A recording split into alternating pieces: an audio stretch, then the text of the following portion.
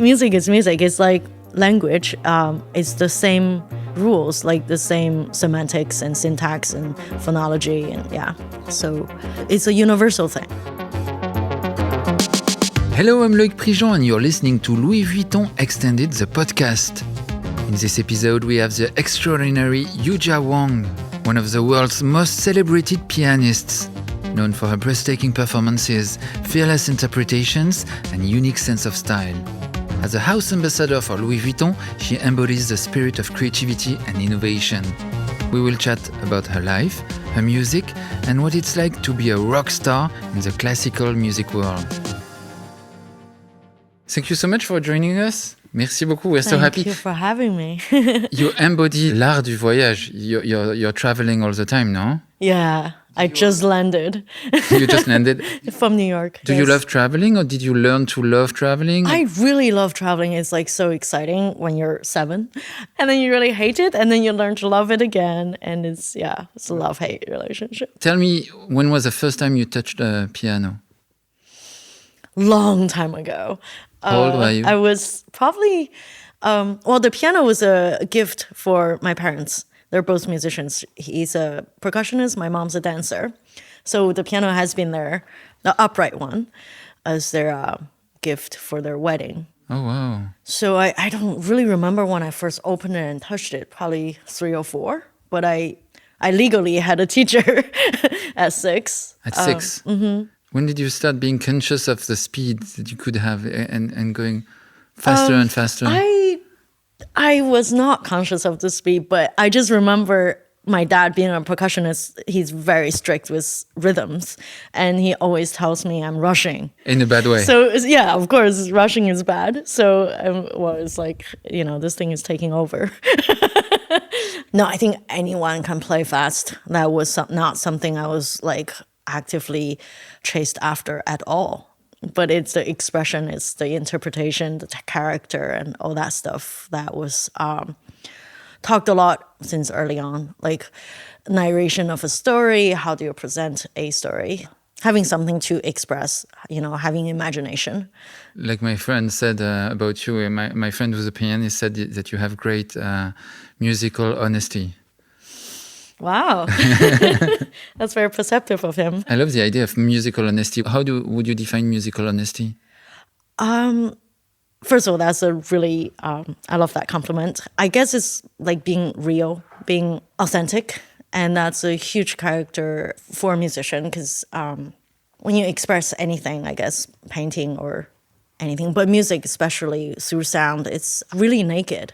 It really shows your soul through this. You can't really hide anything. You can't really fake anything. And I think also for me, it's such a second nature for me, playing the piano.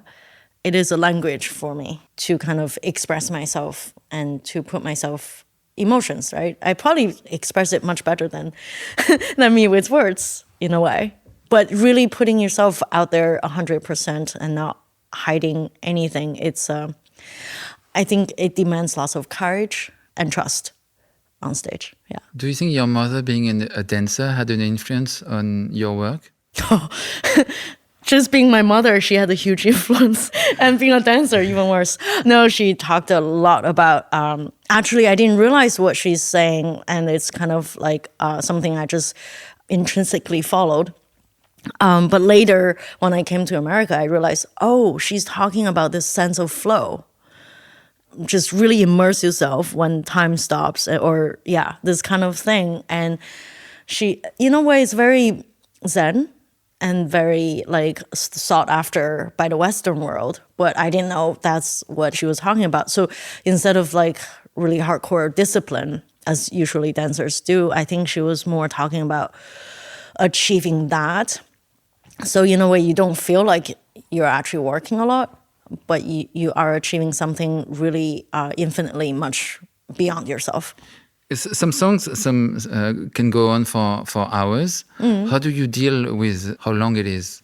How do you manage to remember? I always have that question for opera singers. They have way longer hours of music. And also they have to remember words. I don't know how they do that. I think most of it is just muscle memory. But it? of course, there's an understanding of the structure of the music. That's the fun part. Like, it's kind of being an architect through sound. On top of that, you have the muscle memory on the piano. So let's not overthink it. It just happens. You mean it's like a palace that you visit and you know each room? Or a park or anything. Yeah, it's definitely a map. But I don't read map. I just follow Google. Yeah. And do you need to bring the orchestra with you or you follow the orchestra?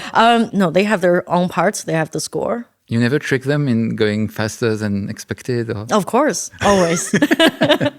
you torture them? Only if they behave badly.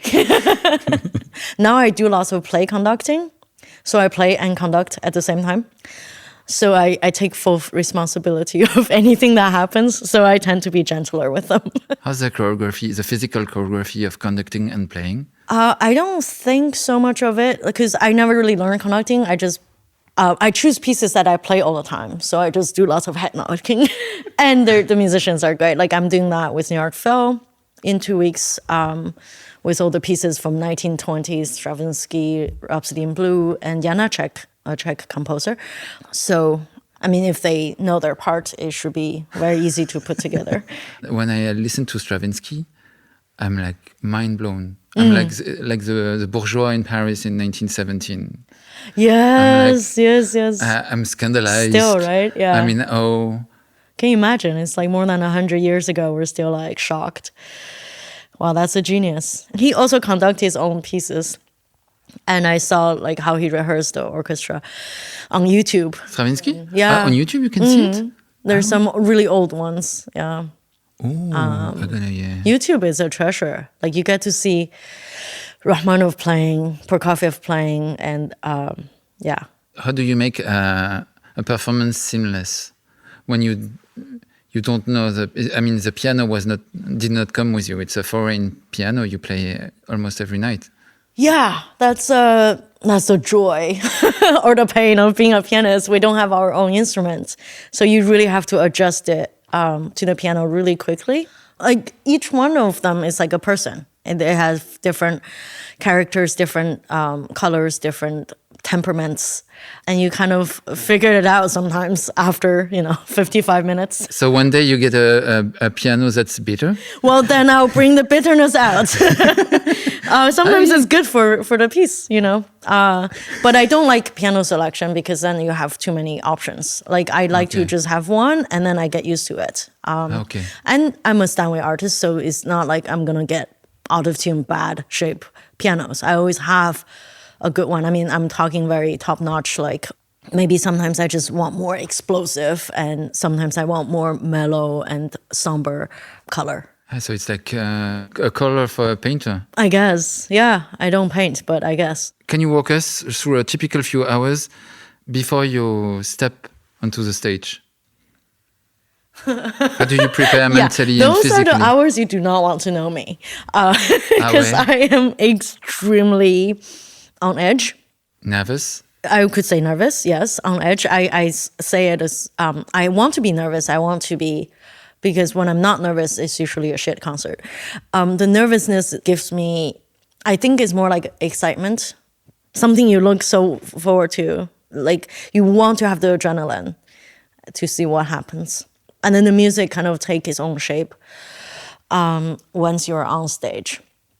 You never know what's going to happen until you get on. So those few hours, I really want to just like be in my zone and kind of cut off the noise of the rest of the world. I don't want to talk to anybody. I don't eat. I drink lots of liquids, not alcohol, and hope for the best.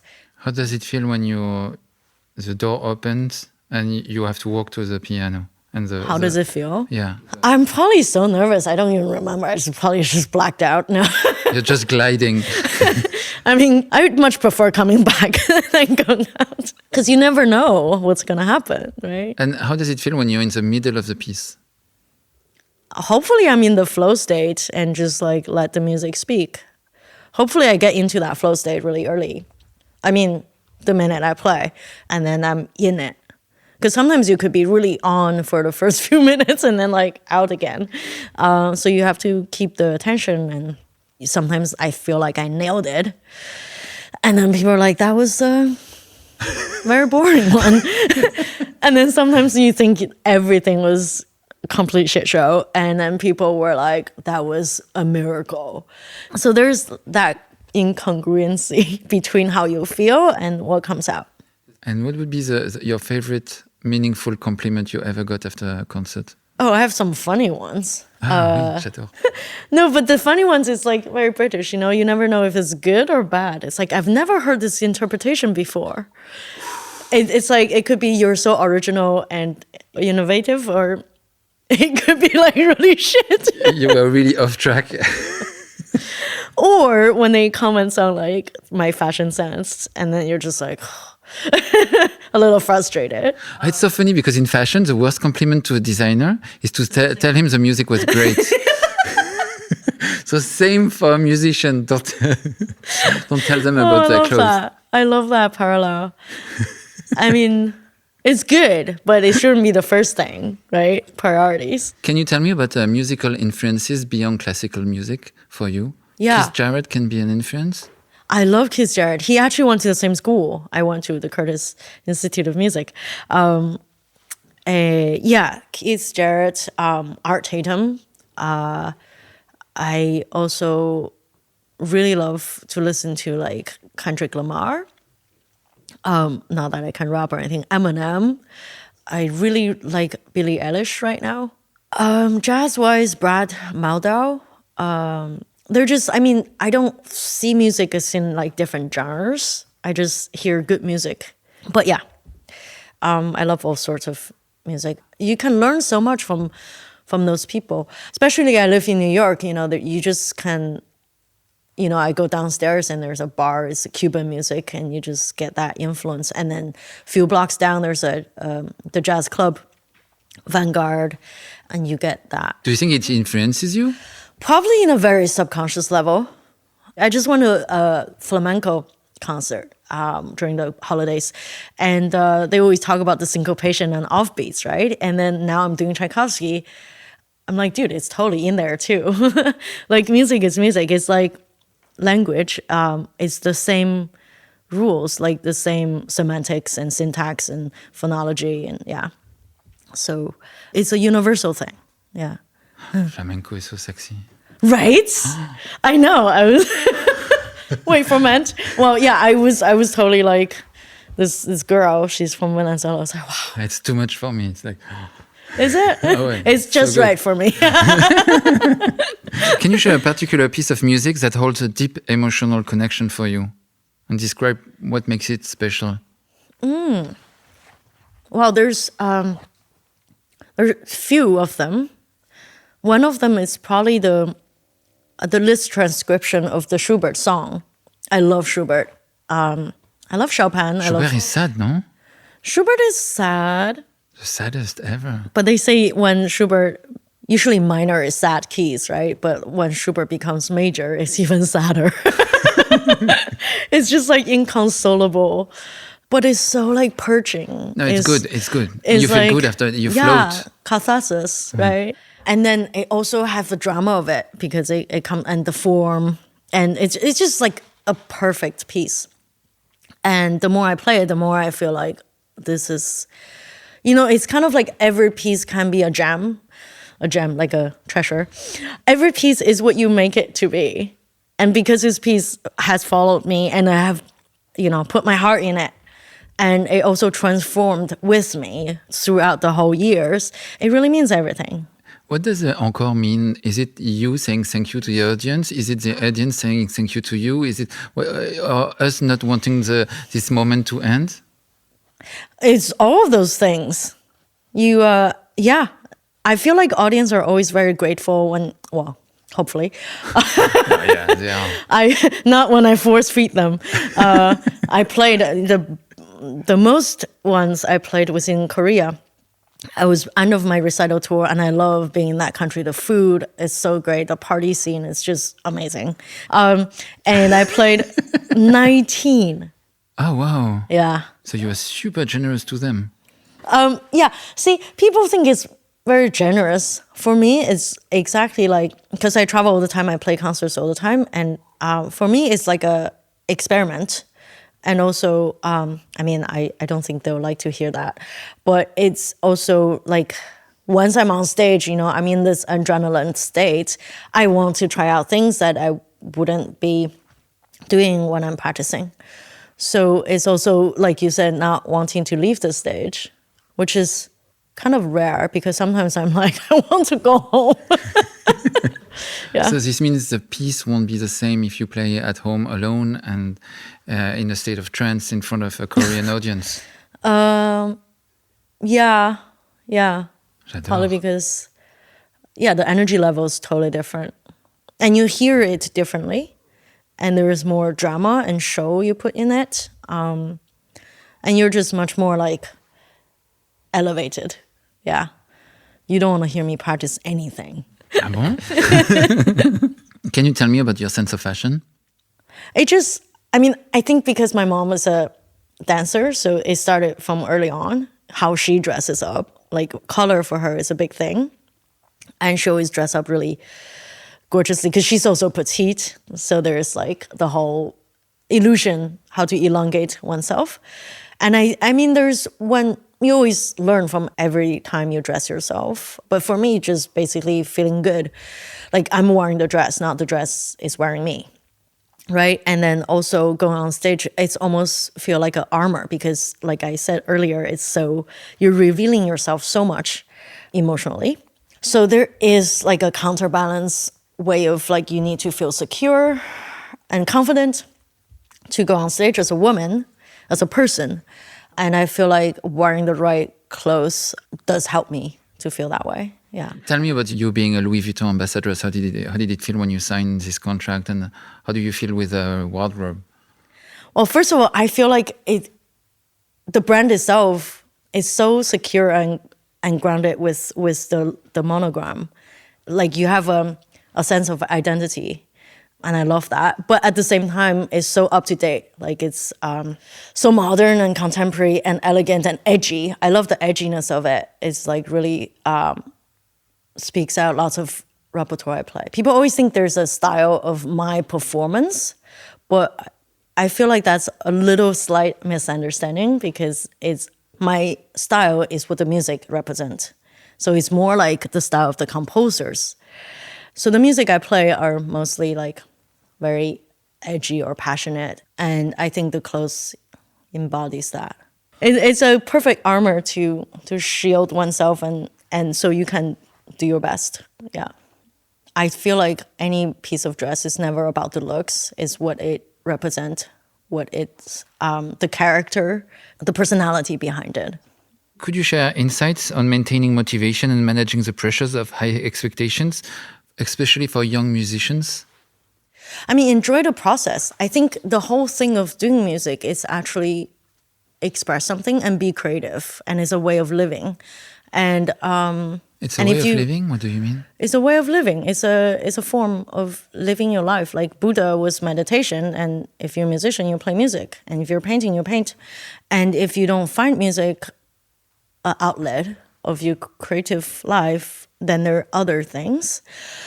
I mean, that's what I thought in pandemic. I was like, what would I do if I'm not a musician? Like, that's like an ongoing thing. And it's not like, okay, there's a goal and you use all your courage to achieve it. It's like once you achieve this, you have the next one, and then you have the next one. And that's what life is. And I totally find that as a musician, because if you stay in one place more than a month, people notice. I guess it's like fashion, right? Like you kind of have to renew yourself all the time. And then sometimes you get stale. You're just like, why do I have to renew? And then that's when I actually kind of start doing something else to find inspiration. Hopefully come back. So far I have come back, but maybe I don't come back. Maybe I do something else, cooking, fashion. Shopping. Oh, well, that's, that I will not get tired of. I'm very creative for that. So yeah, I mean, I think everyone has their different personality, different way of doing things that's their best way. So I can't really They just have to find what suits them. Yeah. What's the legacy you want to leave behind? Ooh, first of all, I didn't think that far, and I also don't want to be that old. Yeah, I didn't think that far. I think if I live fully every day, there will be something happening after I die. And things always like, isn't the value always increase after you die, like a painting? Unless if you're a banana. Yeah. Yeah. Thank you so much. Thank you. Merci It was a pleasure. Avec plaisir. Plaisir partagé. Oh là là, I talked with Yuja Wang. I think we got a sense of the vitality that she brings to the pieces of classical music, and nothing is classical with her when she plays it.